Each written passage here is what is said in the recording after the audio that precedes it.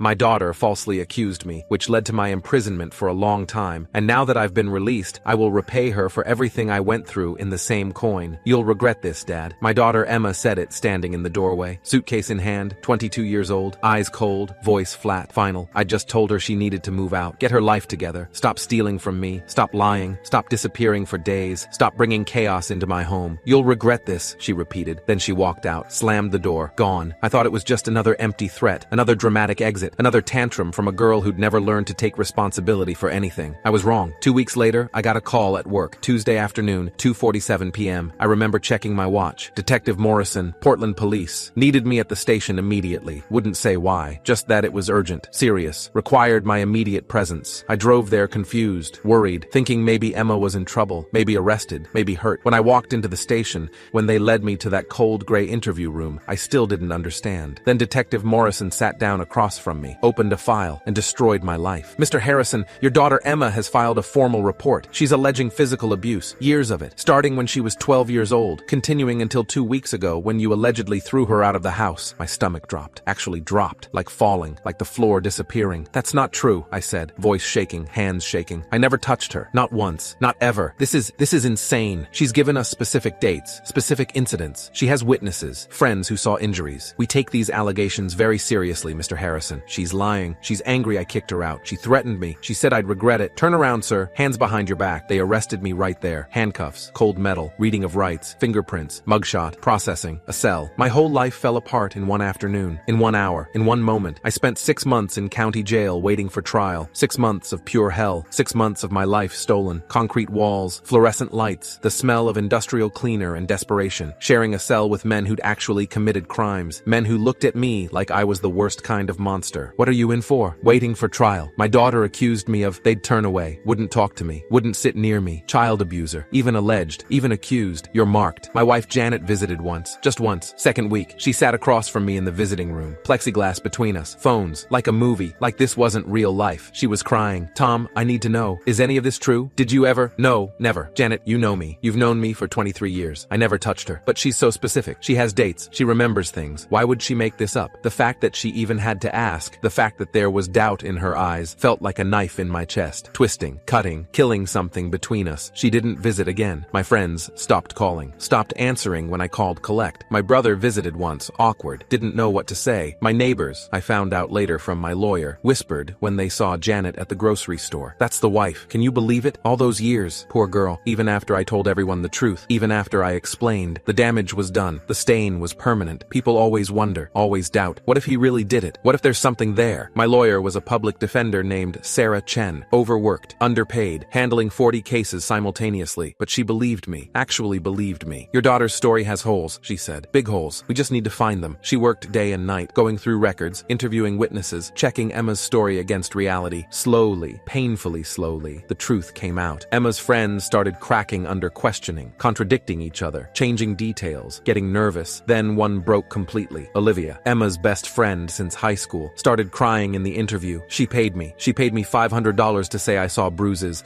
to say I saw Tom hit her. I never saw anything. I'm sorry. I'm so sorry. 2 more followed. Same story. Emma had paid them, coached them, threatened them. If you don't back me up, you're not my friend anymore. Text messages surfaced. Sarah subpoenaed Emma's phone records, found messages to someone named Derek, a guy she was dating. Just filed the report. Dad's going down. That's what he gets for kicking me out. Let's see how he likes being controlled and trapped. You actually did it? That's crazy, lol. He deserves it. He ruined my life. Now I'm ruining his. Medical records showed nothing. No hospital visits, no documented injuries, no emergency room visits, no doctor's appointments, nothing to back up her claims. School records from when she was 12 through 18, the years she claimed abuse was happening, showed no reports, no concerns, no red flags, nothing. When the DA finally reviewed everything, when they saw the evidence collapsing, they dropped the charges. All charges dismissed. Case closed. I walked out of that jail 6 months after I'd walked in. 6 months stolen. 6 months I'd never get back. But I walked out. Free. Cleared. Broken, but not broken enough to forget. Emma was arrested 3 days later, filing a false police report. Conspiracy. Witness tampering. Perjury. She cried in court. Sobbed. Said she didn't think it would go this far. That she was sorry. That she was just angry. That she made a mistake. I love my dad. I was just mad. I didn't mean for him to actually go to jail. The judge, Judge Patterson, 60-year-old woman with no patience for liars, didn't care. You filed a false report of child abuse. You recruited witnesses to lie lie under oath. You nearly destroyed an innocent man's life. You wasted police resources. You wasted the court's time. Most importantly, you make it harder for real victims to be believed. 18 months. State prison. Emma screamed, begged, please, I'm sorry, I'll do anything. They took her away. Same handcuffs that had been on me. Same processing. Same system. Janet, my wife, begged me to forgive her, to let it go, to move on. She's still our daughter, Tom. She made a terrible mistake, but she's still our daughter. We need to be a family again. I looked at her, really looked, saw someone I didn't recognize anymore, someone who'd doubted me, someone who'd believed Emma's lies, someone who was asking me to forgive the person who'd stolen 6 months of my life. I filed for divorce 3 months later. Emma served her full 18 months. No early release, no parole, full sentence. She tried reaching out when she got out. Letters first, long letters, handwritten, apologizing, explaining, begging. I burned them without reading past the first paragraph. Then calls, my number, my work, my brother's house, everywhere. I blocked every number, every contact, every attempt. Then she started showing up at my apartment, at my work, at the grocery store, at the gym, always the same, crying, apologizing. Dad, please, I made a mistake. I was angry and stupid. Please forgive me. I need you. I need my family. I ignored all of it, every approach, every attempt, every plea, until one day, 6 months after her release, she showed up at my apartment door at 7 p.m. on a Saturday, knocked, persistent. Dad, I know you're in there. Please, just 5 minutes. That's all I'm asking. I opened the door, looked at her standing there, 25 years old now, older, thinner, different. She looked surprised I'd answered, hopeful, desperate. Dad, thank you. Thank you for opening the door. I stared at her for a long moment, then stepped aside. Come in. She looked shocked, genuinely shocked, but she came in quickly. Before I could change my mind, sat down on my couch. Small couch, studio apartment, all I could afford after the divorce and legal fees. She wiped her tears, composed herself, started talking. Dad, I've changed. I swear. I've been in therapy, real therapy. I've been working on myself, understanding why I did what I did. I was so angry,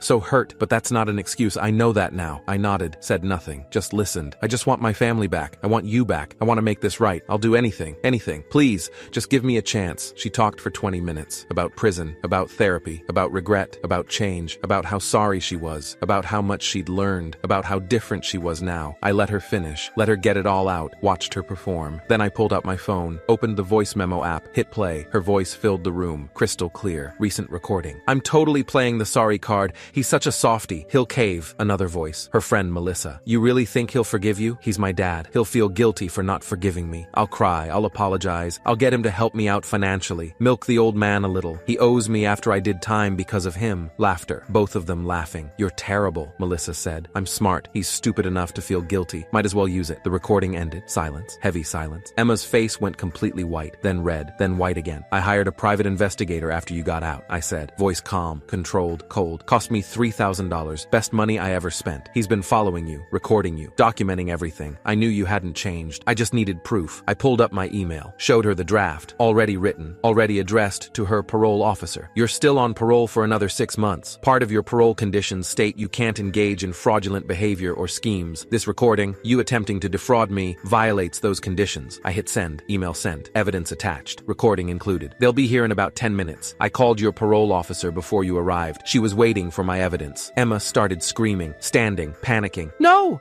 Dad, please, I didn't mean it. It was just talk, just venting, please. You never mean it. You never change. You just get better at lying. She was begging now, crying, real crying, desperate crying. Please, I'll go back to prison. Please don't do this. You did this, not me. You made your choices. Sirens outside, getting closer, getting louder. She ran to the door, tried to leave, but 2 officers were already coming up the stairs, her parole officer right behind them. Emma Harrison? No, please, there's been a mistake. You're under arrest for parole violation, attempted fraud, turn around, handcuffs. Again, same process, same system, same consequences. They read her rights. She was screaming, sobbing, looking at me. Dad, please, tell them it's not true. Tell them. I stood in my doorway, watching, silent, as they walked her down the stairs. As she looked back at me one last time, I saw it, the realization, the understanding. I wasn't her father anymore. I was the man whose life she'd destroyed, the man she'd sent to prison, the man she'd tried to manipulate one more time, and I was done. I closed the door, locked it, walked back to my couch, sat down. Silence. Blessed silence. She made her choices. Now she gets to live with them. Again.